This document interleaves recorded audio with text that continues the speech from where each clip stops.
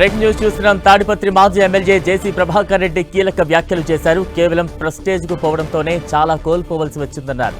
5 ఏళ్లుగా జరిగిన పరిణామాలు 6 నెలలుగా ఎదుర్కొంటున్న సమస్యలను తనను ఎంతగానో బాధించాయని ఆవేదన వ్యక్తం చేశారు.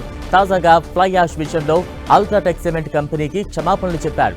సిమెంట్ ఫ్యాక్టరీ మీద ఆధారపడి 30,000 మంది ఉన్నారని, వారి కోసం తన తాపత్రయమన్నారు. తాను డబ్బు కోసం రాజకీయం చేయడం లేదని, కేవలం ప్రెస్టేజ్ కోసమే పాలిటిక్స్ చేస్తున్నారన్నారు. తనకు చీము నెత్తురు ఉందన్న జేసీ ప్రభాకర్ రెడ్డి తాను ఎవరికి తల వంచనని స్పష్టం చేశారు. ఈరోజు నేను బాధగా మాట్లాడాలని వచ్చిన నా మనవాళ్ళు మనవరాళ్ళు 7 రోజు లేరు, నా కూతుళ్ళు 7 రోజు లేరు. మా అన్న ఈరోజు హెల్త్ బాగాలేదంటే నా గురించి ఆలోచించి అయిపోతే అట్లయిపోయినాడు. మాట్లాడతారా? ఫ్యాటేస్ కోసం, ఆ డబ్బుల కోసం వాళ్ళకే కాదు, మాకు కూడా ఉంటాయి ప్రెస్టేజ్లో. మేము చీము రక్తం ఉండే నా కొడుకులమే, మాకు ఎక్కువ ఉంది చీము రక్తం.